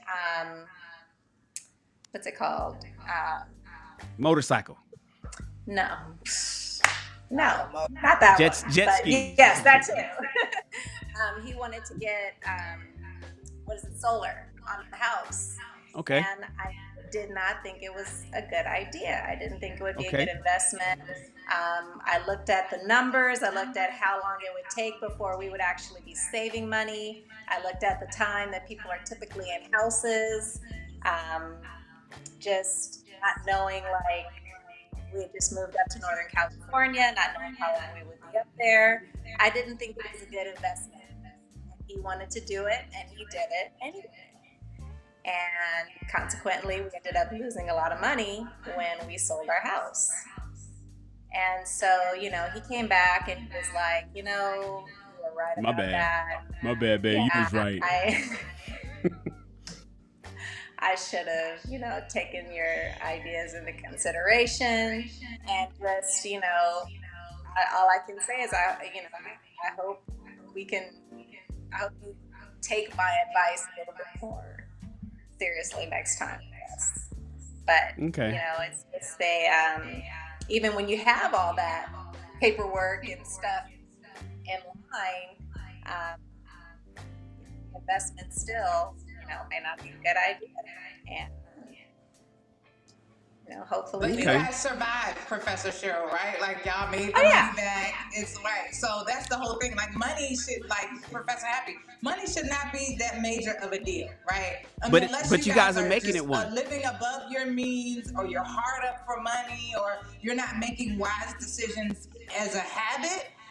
Money should not be a huge thing. If he needs $15,000 is not a lot of money. So I'm just using a number, but here's the thing. See, okay, listen, Kelly, I hear what you're saying, but let's say, for instance, it's $150,000. Whatever the tax bracket you in, the money matters, and he wants to do that. And so I'm here, like Happy said, no conflicts, get any and everything you want, because if we ain't got the bread, we gonna make it, right? Kelly's like, no pushback to my husband. He has the final say so. Cheryl said, no pushback to my husband. He has the final say so. Aisha says it's conditional. It must be shown in order to write that check. Danny said it's conditional. It must be shown in order to write that check. When Aisha came out with the conditional, Kelly flipped. Cheryl didn't. I thought Cheryl flipped. Yes, you flipped. Cheryl, I thought Cheryl flipped because I was looking at her facial expressions, but Cheryl didn't flip. And she gave an expression where she didn't. I mean, she gave an example where she didn't. So here's my thoughts. I get it. Listen. You moved the goalpost, sir. No, I didn't. Here's the reality. Here's the reality. Listen, ladies. I hear what you're saying, and I know that you want to protect the family, and you want to protect this and protect that. I'm the protector. This is just how I'm telling you how men think, right? And what Sir Hale had to drop off because we've gone way over our time. But Sir Hale was basically saying, you know what? She's gonna let you do it, but then she's gonna say, "Don't question me later." But nevertheless, I'm asking you guys, are you gonna let him do it? And so, and Aisha, I'm speaking to you direct. If your man comes to you and says, "Listen, I want to do this with this," and then I mean, it ain't gonna make us homeless, but you know, I could lose it all. It may be, it may not be worth it. Cheryl had an example. I want to put solar on the house. Cheryl said at the time, solar was a dead end. It didn't make any sense. It cost way more money than it needed to. We're gonna lose money on the house. Blah blah blah. And they ended up losing more money than they got back. And he had to come back to her with his hat in hand and say, "You know what? You were right. I was wrong." But the thing is, Cheryl still said go. Where I'm hearing from you, Aisha, is it's going to be a problem if he doesn't. No. And my thing is, let me tell you something. Let me finish. My problem is you marry me in my decision making or you don't. Men look at this, a decision like this, where it's a situation where, I don't even have the question up, where it's like, do you trust me or not? Oh, you need paperwork? I don't need paperwork. I'm telling you to trust me. Is my word stronger than any contract that you can draw up in 10 minutes or 5 minutes or whatever, or a night or whatever? If you don't believe my word is stronger than that, then marry the government. Because you marry, who you gonna marry? You gonna marry me or you gonna marry Uncle Sam and his paperwork? I'm telling you that this is what I want to do. And if you believe in me and believe that I'm here to do the 4 P's, protecting being the first one, then allow me to do what's necessary. Now, you might have a husband that don't know, but then you shouldn't have married him to begin with. This is all part of the vetting process. Why did you marry a motherfucker that you can't trust that he'll make decisions that's going to be to the best benefit of the family? This is where women, I was talking earlier, women, you guys are out here selecting Pookie, giving Pookie a baby, and Pookie ain't shit. And Pookie don't need all the kids. I do agree. Well, you presented it, when you first presented it, Shannon, now you said, I got to give my friend, my homie, $15K. That's when we got to write up the agreements because it protects our household. It doesn't matter if it's the homie, if it's my mom, if it's your mom, if it's matters. Whoever. No, because your mama can get the money, period, off top. So now you're questioning questioning all of our money. And herein lies, and this is my personal opinion, herein lies one of the problems that people are having in relationships, because women are questioning, either you're marrying the wrong guy or you're questioning, because if you're questioning what he's going to do and you think that he's interested in the demise of your family, you shouldn't have married him to begin with. The only reason that a man is the only reason that a man wants to give the homie or Bitcoin or fucking stocks or buy a jet or get solar on the house is because he thinks in his heart of hearts and in his mind that he's making a great decision. What men want from our wives is not a headache. I don't want a cold bed. I don't want you thinking, I don't want the dinner to be weird tonight because I did some shit that you didn't want. I want you to say, "Oh, you think that's best, babe?" Then if you think it's best, then it's best. That's what we want. I know we don't get that today, but that's what we want. And so if you guys are suggesting that, if you're suggesting that you got to see the numbers, it has to add up, what is the rate of return, how long is it going to take to get it back, and all that other kind of shit, then I think that could potentially be a problem. We're not looking at all that, Shannon, but you literally said protect and provide, right? But if your example was he needed $15K because he about to get beat up by a gang member because doesn't happen right now. That's not protecting and providing. Now I'm providing. Says who? Says who? Like, who are you to make the decision of what I'm doing? That's my job. Who are you to make the decision? That's the problem. We doing with our money. So, ladies, let me explain something. When the problem is, far too often you guys are questioning what my job position. Who are you to tell me what I'm doing? How do you say you're not being that? You know what that sounds like? You're not a real man. You sound like you know what that sounds like because listen, we live on Mars, you guys live on Venus, right? 2 different languages. We speak Martian, you speak Venetian. In Martian language, that's you're not a real man. You're not doing what you're supposed to do. And I'm over here saying, you don't even live on Mars. You don't even know what this is like. Who are you to tell me that I'm not protecting? But that's what you guys are doing. And you guys are quantifying men based on your perspective. But from my perspective, if I think this is best for us and I want to do this, Do you have my support? Do I have your support or don't I? And if I only have your support under the condition that the numbers add up for you, then I think there's a problem right there. It's just me. No, I'm just I giving agree you. with That's you. why I'm I here The way you to give you presented guys a that, male that's true. perspective. That's true. Nah, don't I agree agree. with this stuff. Like, I come know, on, and clearly here's you're not why. Because protecting us. ultimately, at the end If of a the gang day, member's gonna he is shoot going to be you, responsible for the safety and the success of the marriage. At the end of the day, like his right? response And if a that gang member rests is gonna on come and him. shoot me if you don't give me this money, that's not protecting me. Well, I didn't hear I didn't hear Yeah, that now you part. doing extremes. I don't know. No, because Y'all you be going to said the if extremes. this guy needs $15 Now You we said now no we matter cripping. what. $15 Now we to pay cripping. somebody, Rolling or 60s else is he's coming gonna to the die house. if he doesn't get it. That's what you Well, said. we live down the street. So he gonna come here if you don't get the money and shooting you and possibly shoot me. How is that protecting me? She gotta go a part of that extreme. She gotta go equation. Now, why do opposite y'all do that? extreme. This is what y'all do. Y'all go to extreme, or maybe it's a Damn, that's generational thing. $1,000 like he would die if he didn't get Oh it. wait, Right? no, Professor Happy. And I a know gang what you have member to like say. he gonna die if you don't give it. That's just what. But maybe I went extreme. My bad. Yeah, What are I the don't other think two that being P's? a part of the equation. I don't think that was in there. What'd you Professor say? Happy, my what you bad. say? You said what are the I other just two I P's? just want to know what the other two P's are. That's it. I want to know It's what the 4 four P's. Protect, provide, and Yeah, what? the other two. Men should provide, protect, procreate, and problem solve. and problem solve. Men, What was but the one we before are problem tasked solve? with those 4 things to do Protect. for all of our family. Say I'm it missing again, one. Shan. Protect, provide, problem solve, and what else? Procreate. In this order, it's actually I put protect first, but it's in this order: provide, protect, problem solve, procreate. All women should demand that of any man that she marries. All men should aspire to do all 4 of those things for his family: provide, protect, problem solve, and procreate. Those are the 4 P's for Well, men. I don't need that last P because the shop is closed. No, but I don't need that last. I'm I good do on think, that last Shannon, one. that you Get gave them top 3 very, together. very good perspective. I think that you gave good perspective. Like, for one, I'm still gonna say I can write a contract. I'm never gonna not do that because I feel like I work with my husband. That's something I guess everybody doesn't know.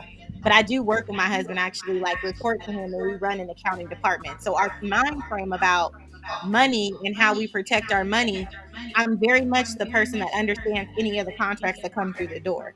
So I'm always going to, move forward with what's the contract, what stipulations do we have in order, because we need to make sure we uphold our end of the contract, but we hold everybody else responsible as well. Because I'm gonna be the one calling you, talking about you didn't hold up your end of the contract. Well, he's gonna be like sitting at the table with you, but if my accountant calls you, you just got to answer my accountant type thing. But when you Well, said that's it what the way Cheryl that you did. presented it, I do say whatever. If you want to get that, okay, whatever. Listen, that's some of my new life experiences have been things I would have never paid for a day in my life. That my husband was like, I really want to pay for this and I want to do it. And I'm like, okay, new experience. Here we go. I'll order it. I mean, I agree with you, Shan, right? At the end of the day, the final decision is going to rest with my husband. Whatever it is that you want to do, babe, because if I married you, I trust you with my life, right? Because I trust that you would lay down your life for me. So if Right. I married you, I trust you. Am I going to have questions? Yes. I'm not just going to roll over every single time you have a bright idea and just let you just do it immediately without me having no knowledge of it. No, I do want to be able to have a space for input. But ultimately, at the end of the day, not only can you do what you want to do, but I'm going to support you in that. And when you make a mistake, because you will at times, not every time, but at times, I am going to be that soft place for you to land. So what I'm not going to do is make it difficult for you if something goes awry, where you feel like you can't come back to me and have a gentle place, right, to kind of lick your wounds and regroup, re-strategize, and then go out and try again. So, yes, like Professor Aisha, I'm going to have some questions. I am going to want to see the numbers. Like, babe, what are we getting into? But ultimately, at the end of the day, you've got my support to do whatever it is that you want to do. So. And that's what happened with Cheryl, because they purchased the house, and he wanted those panels on the roof. You know, he wanted that electric battery on the side, put on the side of the house right next to the breaker. He wanted that stuff, and Cheryl's like, I looked it up. I read all the reviews. I looked at the cost. I looked at, and she was like, but he was like, I want to do it. Cheryl said, okay, baby, you got it. Did it? Time to sell the house. Yes, boo. And she looked, and so when it was time to sell the house, and they looked at the number that they was getting, she looked at him like, still want that solar? And he had to say, damn, at least he had enough. See, that's another thing about being accountable. A lot of men right? do. Take accountability when you do go wrong. And I respect the men that take accountability, because for me, like, I never want to make you feel less than by throwing it in your face and like smushing it around. Like, oh yeah, see, I told you shouldn't have done it. We shouldn't have done that. For what? You know what I mean? You learned your lesson because you realized something that you put your time, effort, energy, and money into didn't work out. So for me, like, I'm gonna rub your back and be like, that's all right, babe. Next time we'll strategize different. You good? You know what I mean? Like, so I will say that even if you don't agree and even if he goes ahead with it, as a wife, it is your responsibility to still support and love him, even if it falls apart. Even if it falls apart, even if you have to still support and love your husband and not throw it in his face and make him feel less than a man because he misstepped or made a wrong decision that he believed in.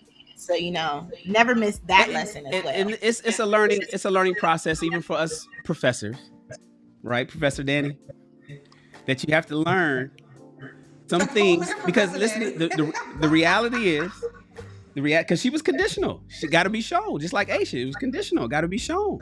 You know, the thing is, when a man marries his wife, he you know, remember, sex is not the most, you know, we want respect, right? And we want to know that you believe in our decision making to protect and provide for this family.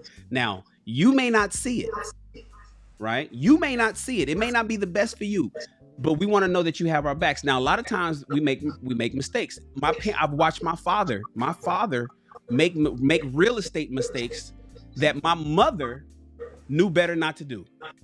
This is in the 80s, you guys.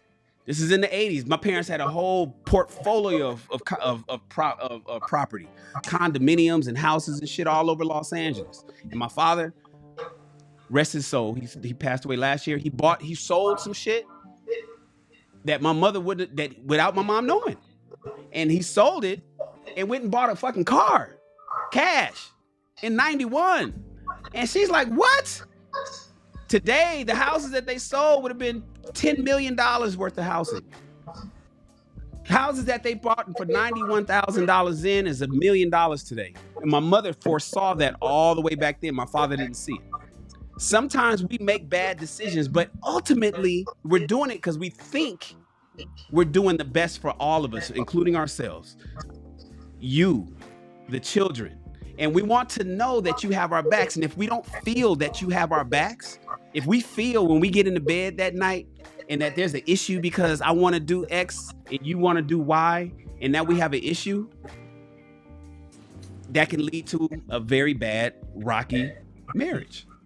So don't marry somebody that you don't trust. Say again? Is questioning your man like Marvelette is saying? No. We want input. Questioning and pushback is two different things. Questioning is, okay, so how much are we making?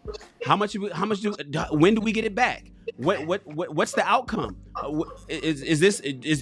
long have you thought about this? Question. Ask all the kind of questions you want so you can have a full understanding, and he should have no problem answering every question you have. There should be no issue with transparency here.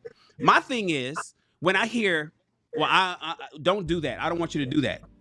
No, okay, you know, and you start hemming and hawing and you start giving me pushback. And it's just like, I don't want you to do that. And it's just like, God damn. That's where we start feeling that you don't believe in our ability to lead this family. And therein lies the beginning of the end, if you ask me. So I can appreciate that, Shannon, where if I'm asking questions, he should be willing to answer those questions, right? Because I think if it's a sound decision and you fully thought it out, then you should have answers to these questions. So I don't think that me asking my husband questions and providing input is an expression of a lack of trust, right? It's an expression of a need for understanding. And I think that understanding is okay within, you know, the confines of your marriage. But like you said, the pushback is where the lack of trust comes into play. So I can appreciate that. Yeah, I don't think questions are a bad thing. I think that they're a good thing because then it also will help him, you know, to think about some things that he may or may not have considered. And I think this is a great point to bring up, right? That even if you have pushback and you don't necessarily agree, if you learn to frame your pushback in the form of a question, your pushback could be resolved. It could be dissolved. It could go away. It could be mitigated, right?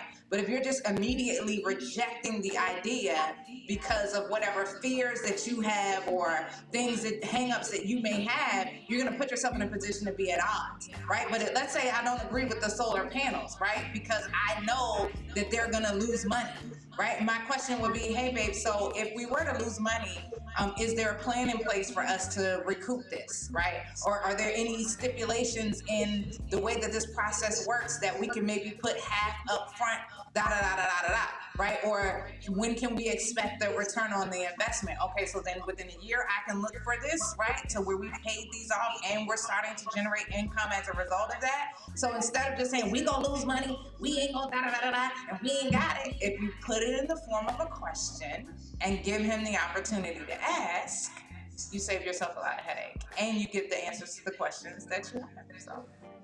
This is what I'm gonna say. The last thing I'm gonna say. I never said. You kept on saying the word conditional, Shannon. I never said like me being for my man was conditional.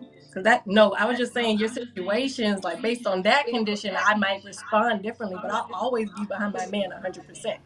I even said I'd give him the $15,000 that he needs right away, but I'm gonna question him like how we're gonna get this money back. I literally said that when I answered the question. But I always be behind my man 100%. Like that's not conditional. I heard it because Aisha was like, Professor Daniel, he was just hating on us. He said I was conditional too. No, because you were. Y'all, just watch the playback. I have 15 minutes. I gotta wire this money.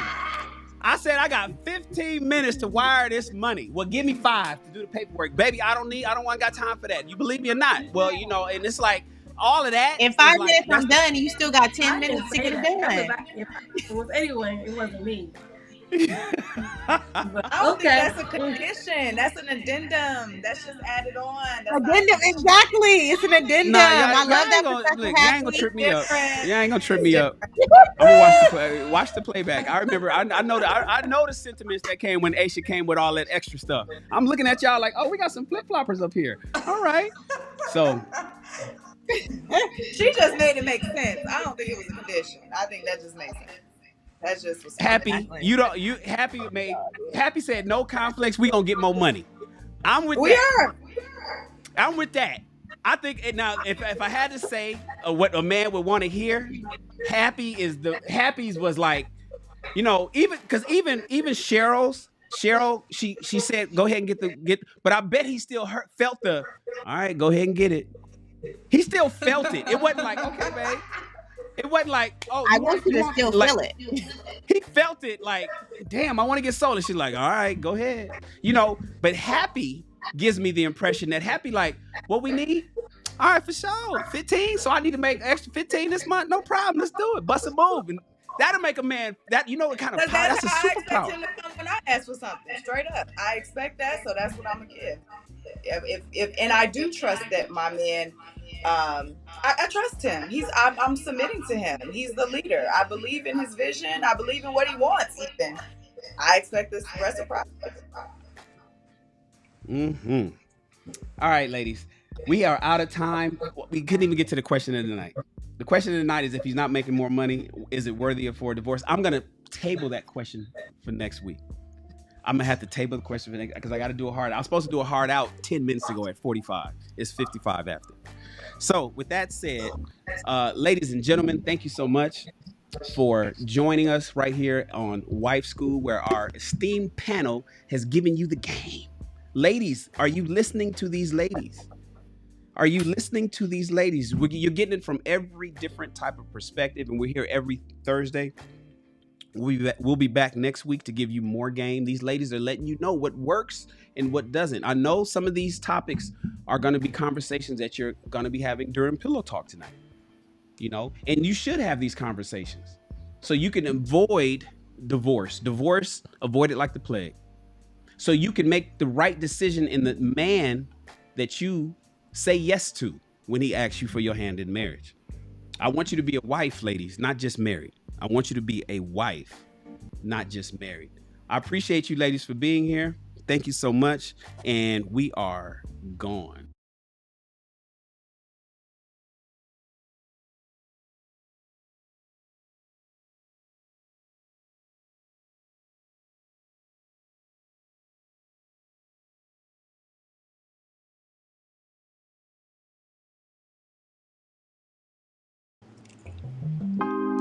Hey, y'all, these comments were off the chain.